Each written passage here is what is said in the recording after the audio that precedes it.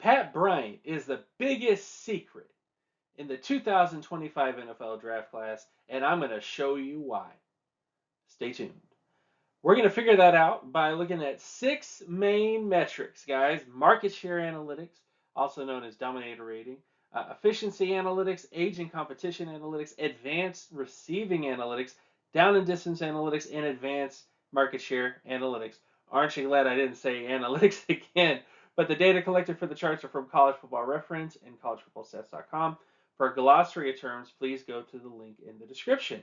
All this stuff out of the way, let's get to his video. So, uh, first off, based on market share analytics for Pat Bryant, he had an 88 percentile total or receiving market share score, 87 percentile in terms of his total offensive market share score, and then 86 percentile in terms of his touchdown market share score. Taking a look at the All-Pro averages, the Pro Bowl averages, the starter averages, every area that you can think of, he pretty much is within line of those types of players.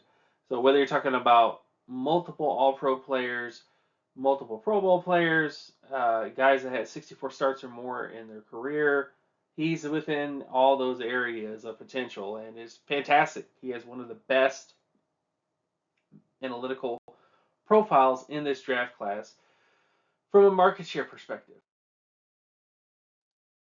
Then when you look at efficiency, he blows it out of the water. Great in terms of his yards per reception, 80 percentile, in fact, and then also 80 percentile in terms of touchdown percentage. So he's just blown it out. I mean, he's just great. Just a great overall prospect. I think a lot of people have said he's a third rounder, fourth rounder, stuff like that. No, he's not. No, he's not. This guy, based on his production data, even if he tests like Keenan Allen at the combine, he's gosh, this guy is going to be great. I'm telling you, based on his data, it's ridiculous. This is, I don't even know why he's not talked about more, honestly. Then we get to aging competition adjusted analytics. Age score, a little bit lower, but look at the MSA rating. Look at the pass rating. Despite the fact that he's a little bit older of a prospect, he has dominated, just scorched earth, okay? Scorched earth in terms of how much he's dominated in college. So he is somebody that I think has a lot of potential. He really does. A lot of potential to be a really great NFL wide receiver.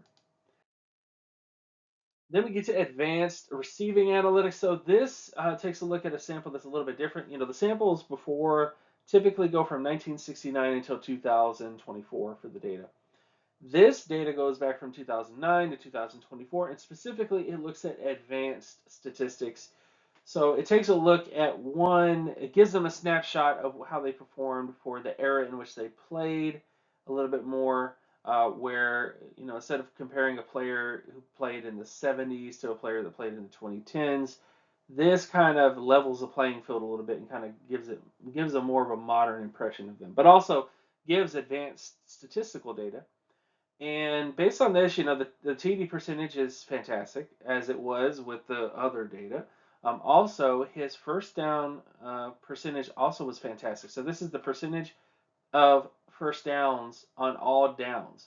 So when you compare him to other wide receivers from 2009 to 2024, who, based on, how often they were able to get first downs per, snap, he was 92 percentile, 92% better than every single wide receiver from 2009 to 2024 in terms of getting first downs.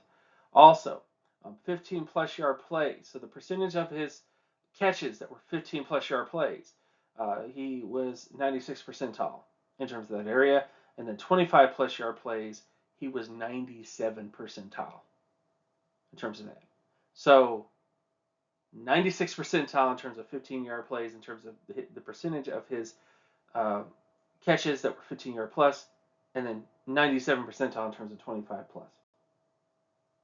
Bonkers. Just bonkers. Then we get to down and distance conversion analytics. So here, first down, 47 percentile, not the best. But second down, 95 percentile. He was 95% better at getting first downs on second down compared to every single wide receiver from 2009 to 2024. at least in the sample.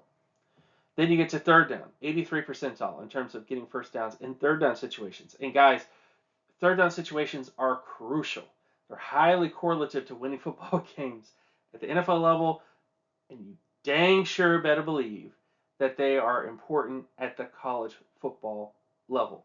So he was fantastic and probably was a big reason why they might have won some of those football games they did last year in 2024 at Illinois.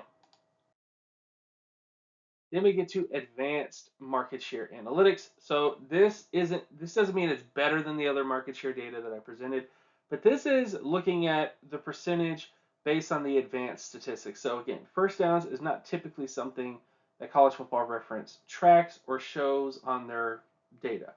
Same thing with 15 plus yard plays, same thing with 25 plus yard plays.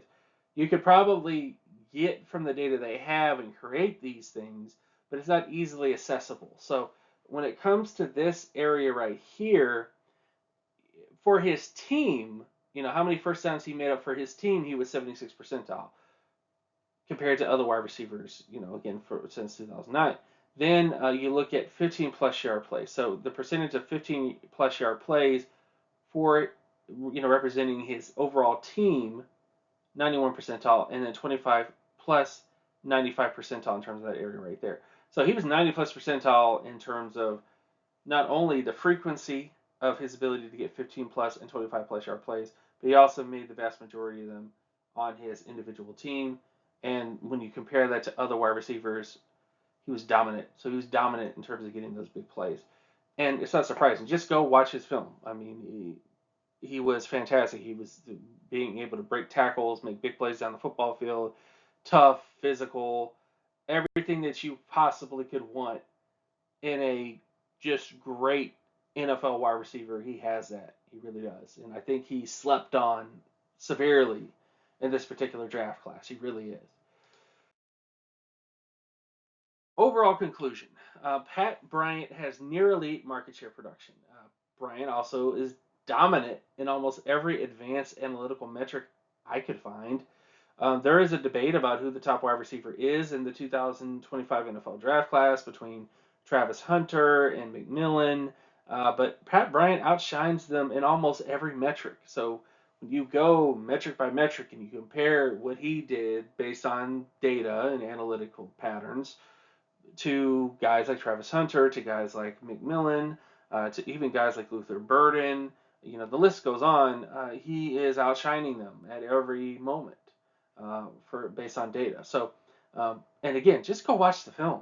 Again, I understand that this isn't exactly a film channel, but just go watch the film. Just go watch the film of Pat Bryant. I think he's a grandma scouting type of player. I think if you had your grandma watch him play football, she would go, "Ooh, that boy good right there. He good." That's exactly the type of player that he is. So definitely, definitely, great football player. I'm excited to see what happens with him. So all that stuff out of the way. Thank you guys so much for watching to the end of the video. Check out these other videos right here if you want to watch more stuff like this. And I'll see you guys in the next episode.